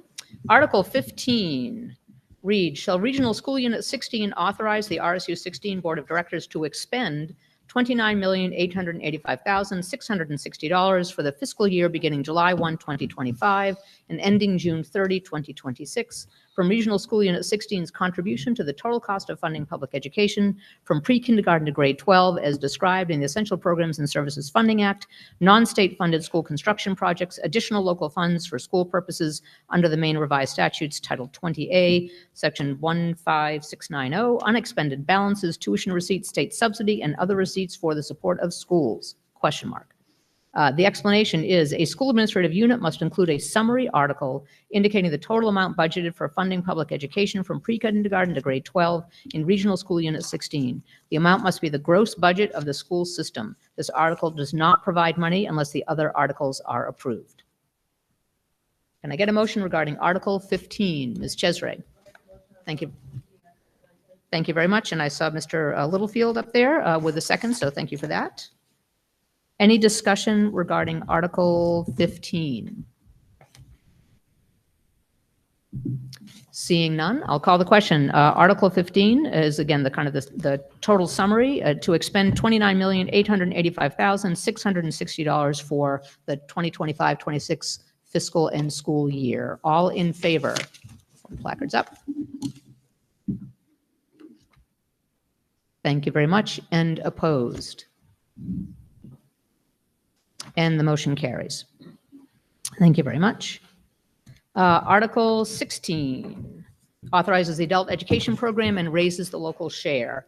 So Article 16 reads, to see if Regional School Unit 16 will appropriate $422,800 for adult education and raise $130,000 as the local share for the year beginning July 1, 2025 and ending June 30, 2026, with authorization to expend any additional incidental or miscellaneous receipts in the interest and well-being of the adult education program. Could I get a motion regarding Article 16, please? Thank you, Ms. Chesray. A second on that? Mr. Robinson, thank you. Any discussion regarding Article 16?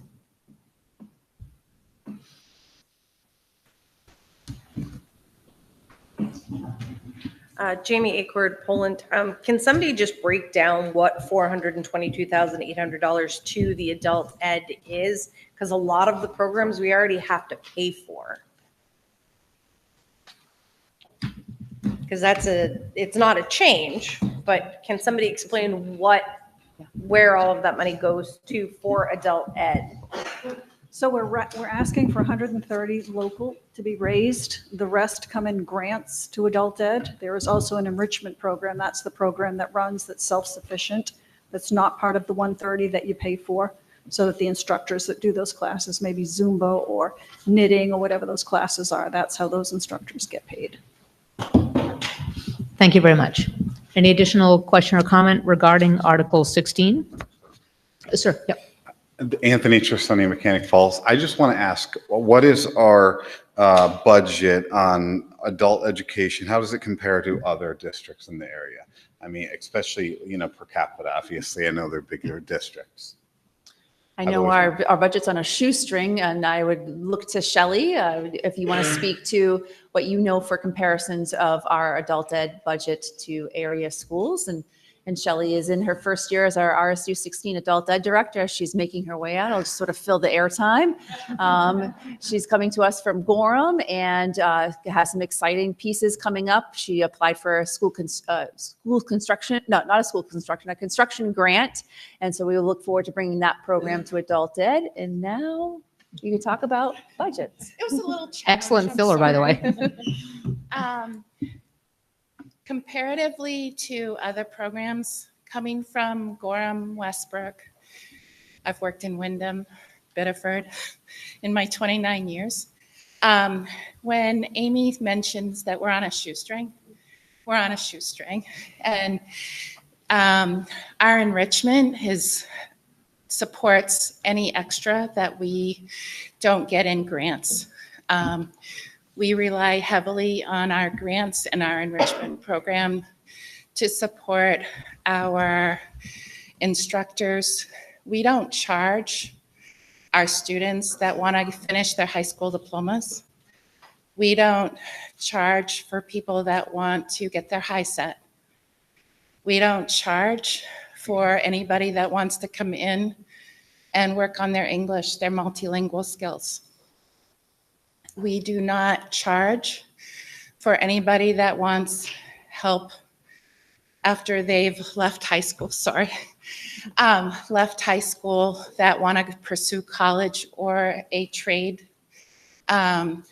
So basically what we're asking for is just supporting us to be able to bring all those supports to your kids and community members. And we also help our community members get training that they need to be productive in their jobs and in their communities. Thank you very much. Follow-up and details, because I feel like on the general budget, we've gotten some idea of like per student costs broadly for education. We've gotten some idea of like of amount taxpayers pay relative to population on broader education. Do we have any kind of firm comparative numbers for that for adult education? I look to Stacy. I can get that for you. Thank you. Yeah. Great. Thank you so much. Any additional question or comment regarding Article 16 we're on? Okay, I'll call the question again. This is regarding adult education. It's about the article reads, we will appropriate $422,800 and raise $130,000 as the local share. All in favor? Raise your hands. Thank you very much. And opposed? Thank you, and the motion carries. Articles 17 and 18, raise and authorize expenditures for the Capital Improvement Fund. Article 17 reads, shall Regional School Unit 16 be authorized to raise $543,000 for the Capital Improvement Reserve Fund? Going to get a motion regarding Article 17? Thank you, Ms. Chesray. Is there a second on Article 17? Thank you, Ms. Hemond. Any additional question or comment? Yes, go right ahead. Yes, just a quick question. So last year, we raised $487,000 and approved an expenditure of $540,000. I'm just curious where we landed last year. What were we able to accomplish? How much of that was actually spent? I can give you the dollar value of what we spent as of May 9th. We spent $478,035.87 out of the Capital Improvement Reserve account. So we have $64,569 to carry over. And that's why the next article is asking to spend more than what we're asking to raise. Okay, so that was my next question. There's how much is in the balance right now? 64? 64,000. Okay, thank you. Great, thank you very much. Any additional question or comment regarding Article 17? We got a preview of coming attractions with Article 18 there. Great, I will call the question then. Article 17, shall Regional School Unit 16 be authorized to raise $543,000 for the Capital Improvement Reserve Fund? All in favor? Thank you very much. And opposed? Thank you very much. And the motion carries. Article 18, shall Regional School Unit 16 be authorized to expend up to $600,000 from the Capital Improvement Reserve Fund? Could I get a motion regarding Article 18? Thank you, Ms. Chesray, and a second. Ms. Hemond, thank you. Any question or comment regarding Article 18? Stacy just explained why we're expending more than we're raising because of the carryover, so hopefully that made that clear for folks. Any other question or comment regarding this article? Seeing none, I'll call the question. Shall Regional School Unit 16 be authorized to expend up to $600,000 in the Capital Improvement Reserve Fund? All in favor? Oh, I'm sorry, sir. Did you have a question? I apologize. I didn't. You said we had carryover from last year funds? I should have said this year, I'm sorry. We're working on the FY26 budget. Mm-hmm. So the carryover will be from FY25. We have one more month in our fiscal year, which is June. So at the end of June, we will close out FY25. And at this point in time right now, we have $64,000 in that account that has not been expended. So if it's not spent, what happens to that money? This is a reserve account, so it carries over into that account. Unlike the general fund, which is all the articles 1 through 11 that you voted Mhm. on, that does not carry over. That we have to come back to you each year and ask to spend in Okay. carryover. So it's not in like the regular maintenance plan or anything else like that? The capital improvement is, that's the.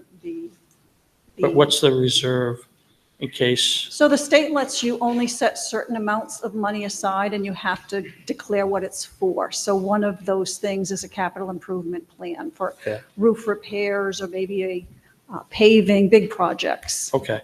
So that's that and grants. Other than that, it's the general fund and you Okay. can't. So reserve isn't really a reserve. It's, It is. This is a reserve account that we can put money aside in and keep it for just that purpose, which is capital improvement. for like emergency improvements. Is that the deal? Yeah, there's a plan that is brought to the board, and then if there's an emergency, the board can be asked to expend that money for that Okay. emergency if it's not. All right. Thank you for Yeah, answering that. you're welcome. Thank you very much. Additional question or comment regarding Article 18? Seeing none, I'll call the question. Article 18 reads, shall Regional School Unit 16 be authorized to expend up to $600,000 in the Capital Improvement Reserve Fund? All in favor? Thank you very much. And opposed? Thank you very much. The motion carries.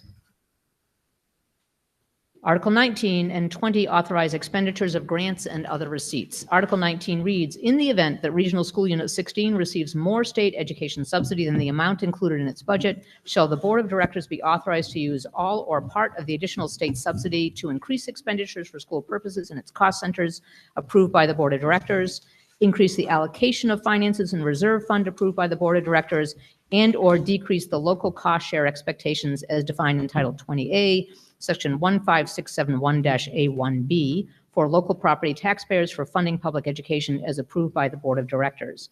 The Board of Directors recommends tax relief 100%, increased expenditures 0%, SIP reserve 0%. The explanation. In 2016, the legislature passed a bill that allows a school district to include an article in the warrant for its annual budget meeting that says in the event the district receives more state subsidy than expected, the Board of Directors can, without a special budget meeting and budget validation referendum, increase expenditures for school purposes in approved cost centers, decrease the local rate for education, or increase reserves. The law addresses the problem that typically happens every 2 years when the legislature late in the session passes the state budget after districts have approved their budget levels at the local level based on GP estimates. So again, this is additional local funds. Additional funds come in from the state more than was budgeted. The recommendation is for 100% tax relief, not increases in expenditures or SIP reserve. So just to make sure people are clear when you make a motion on that article, and I would now entertain a motion. Thank you, Ms. Heeman. Is there a second on that? Ms. Chesray, thank you. Okay, Article 19. Any question or comment regarding Article 19? Seeing none, I'll call the question. All in favor? Thank you very much. And opposed? Thank you very much. And the motion carries. Let's see, Article 20. In addition to amounts approved in the preceding article, shall Regional School Unit 16 be authorized to expend funds that may be received from federal or state grants or programs or other sources during the fiscal year for school purposes, providing that such grants, programs, or other sources do not require the expenditure of other funds not previously appropriated. Can I get a motion regarding Article 20? Thank you, Ms. Heeman. Is there a second? Ms. Chesray, thank you. Any question or comment regarding Article 20? Representative Boyer. Thank you, Madam Chair. I'm just curious, historically, last 5-10 years, what amounts are these that come in between the budgets in the school year? Are we talking 10,000, 20,000, a million? Thank you. So for FY25, we took in $2,050,535 in various grants. We've expended so far $1,650,261. The largest of that is the local entitlement grant, which is for special ed. There's also title grants, and that we also had a remaining amount of $495,000 for ESSER 3, which was one of the grants that we received for COVID. Thank you very much. Any additional question or comment regarding Article 20? Seeing none, I will call the question. Again, this is essentially authorizing expenditure of other funds that might come into the district that are not included in the budget to be used without expenditure of other funds. All in favor of Article 20? Thank you very much. And opposed? Well, there we go. The motion carries. Thank you very much. We can now be adjourned if anyone would like to. Well, this is when I miss Mr. Holbrook the most. Thank you, Ms. Chesray. All right. And second, great. All in favor of that one, right? Thank you very much, everybody. Yes.